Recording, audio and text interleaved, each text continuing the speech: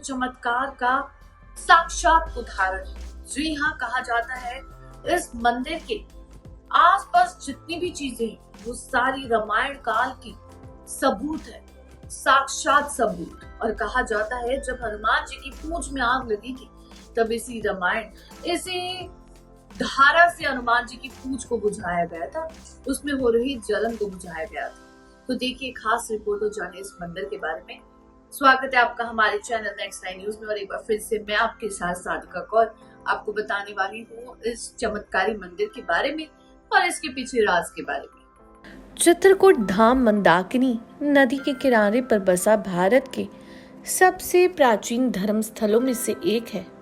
उत्तर प्रदेश और मध्य प्रदेश में 38.2 वर्ग किलोमीटर क्षेत्र में फैला शांत और सुंदर चित्रकूट प्रकृति और ईश्वर की अनुपम देन है।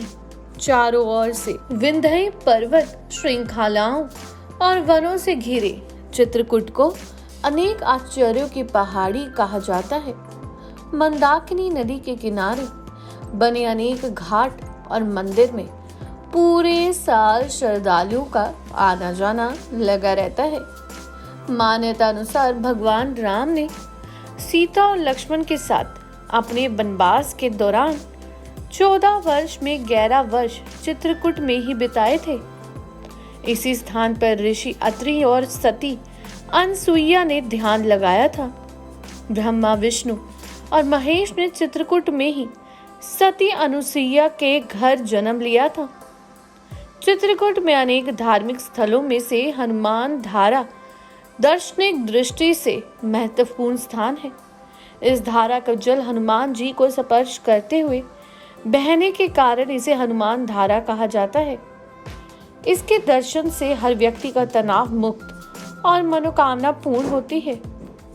बता दें हनुमान धारा वर्तमान में ये चित्रकूट स्थान उत्तर प्रदेश में बांदा जिले की कुंवरी तहसील तथा मध्य प्रदेश के सतना जिले की सीमा पर स्थित है।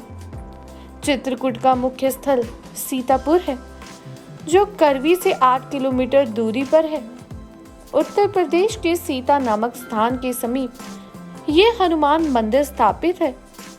सीतापुर से हनुमान धारा की दूरी 3 किलोमीटर है। ये स्थान पर्वतमाला के मध्य वर्ग में स्थित है। पहाड़ के सहारे हनुमान जी की एक विशाल मूर्ति के ठीक सामने 2 जलकुंड हैं। ये हमेशा जल से भरे रहते हैं। इनमें से निरंतर पानी बहता रहता है। पहाड़ी के शिखर पर स्थित हनुमान धारा में हनुमान जी की एक विशाल मूर्ति है। इसके सामने तालाब में झरने से पानी गिरता है। इस धारा का जल हनुमान जी को स्पर्श करता हुआ बहता है, जिस कारण इसे हनुमान धारा कहते हैं। यहाँ एक और पौराणिक का भव्य नजारा देखने को मिलता है। तो वहीं श्री राम की कृपा भक्त शिरोमणि हनुमान जी पर कितनी भी, इसका भी संकेत मिलता है। हनुमान धारा लगभग 100 मीटर ऊंची पहाड़ी पर स्थित है।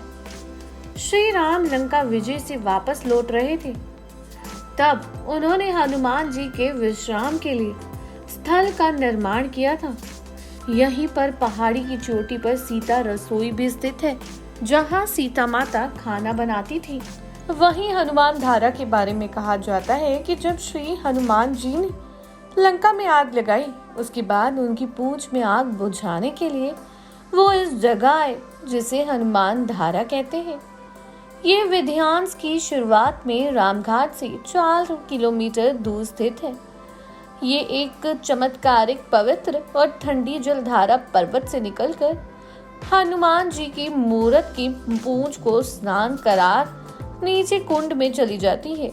कहा जाता है कि जब हनुमान जी ने अपनी पूंछ से आग लगाई थी, तब उनकी पूंछ पर भी बहुत जलन हो रही थी। राम राज्य में भगवान श्री राम ने हनुमान जी ने विनती की कि जिससे अपनी जली हुई पूंछ का इलाज हो सके। तब श्री राम ने अपने बाण के प्रहार से इसी जगह पर एक पवित्र धारा बनाई, जो हनुमान जी की पूंछ पर गिरकर पूंछ के दर्द को कम करती है। वहीं श्री राम के अयोध्या में राज्य अभिषेक होने के बाद एक दिन हनुमान जी ने भगवान श्री रामचंद्र जी से कहा, हे प्रभु, लंका को जलाने के बाद अग्नि से उत्पन्न गर्मी मुझे बहुत कष्ट दे रही है। मुझे कोई ऐसा उपाय बताएं जिससे मैं इससे मुक्ति पा सकूं। इस कारण में कोई अन्य कारण करने में बाधा महसूस कर रहा हूँ। कृपया मेरा संकट दूर करें। तब प्रभु श्री राम ने मुस्कुराते हुए कहा, चिंता मत करो। भगवान श्री राम जी ने हनुमान जी को बताया, आप चित्रकूट पर्वत पर जाइए। वहां आपके शरीर पर अमृत तुल्य शीतल जल धारा का जल गिरने से आपको इस कष्ट से मुक्ति मिल जाएगी। हनुमान जी ने चित्रकूट आकर विंध्य पर्वत की एक पहाड़ी में श्री राम स्तोत्र का पाठ 1008 बार किया। जैसे ही उनका अनुष्ठान पूरा हुआ, ऊपर से एक जल की धारा प्रकट हो गई। जल धारा शरीर पर पड़ते ही हनुमान जी के शरीर को शीतलता प्राप्त हुई।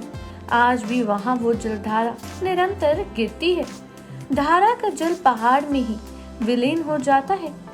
इससे स्थानीय लोग प्रभाती नदी या पाताल गंगा कहते हैं। वाल्मीकि रामायण, महाभारत, पुराण, स्मृति, उपनिषद और साहित्य ग्रंथों का पौराणिक साक्ष्यों में खासकर कालिदास कृत मेघदूतम में चित्रकूट का विशद विवरण प्राप्त है।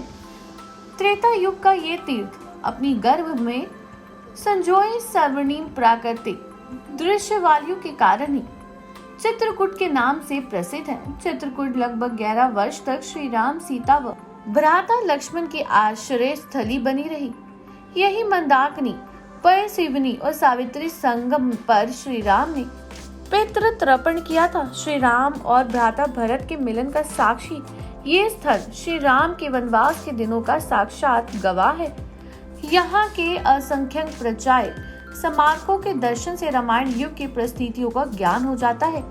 ब्रह्मा, विष्णु और महेश चित्रकूट तीर्थ में इस लोक का गमन हुआ था। यहाँ के सती अनुसूय के आश्रम को इस कथा के प्रमाण के रूप में प्रस्तुत किया जाता है। चित्रकूट का विकास राजा हर्षवर्धन के जमाने में हुआ था, जिसके बाद मुगल काल में खासकर तुलसीदास जी के समय में यहाँ की प्रतिष्ठा प्रभा पुनः पुखारिन हो उठी। भारत के तीर्थ में चित्रकूट को इसलिए भी गौरव प्राप्त है कि इसी तीर्थ में भक्त राज हनुमान जी की सहायता से भक्त शिरोमणि तुलसीदास के प्रभु श्री राम को दर्शन हुए थे। जी हाँ, लोग दूर दूर से चित्रकूट आते हैं। बहुत ही खूबसूरत जगह। यहाँ साफ साफ झरना बहता है। लोग यहाँ पर नदियों में स्नान करने आते हैं। वहीं अपनी बीमारियों को दूर करना हो तो भी लोग यहाँ पर आते हैं। कहते हैं मंदाकिनी नदी तो साफ साफ साक्षात उदाहरण है, साक्षात गवाह है रामायण काल की। वहीं जब कहा जाता है जब महाभारत में इन लोगों को प्यास लगी थी तब भी वो लोग मंदाकिनी नदी में ही गए थे। वहीं दूसरी तरफ कहा जाता है कि जब पितृदान देना था, जब राम भगवान के पिता का अंत हो गया था, तब भी उन्होंने मंदाकिनी नदी में ही दिया था। जानकारी अच्छी लगी हो तो चैनल को सब्सक्राइब करें, बेल आइकन दबाना ना भूलें। धन्यवाद।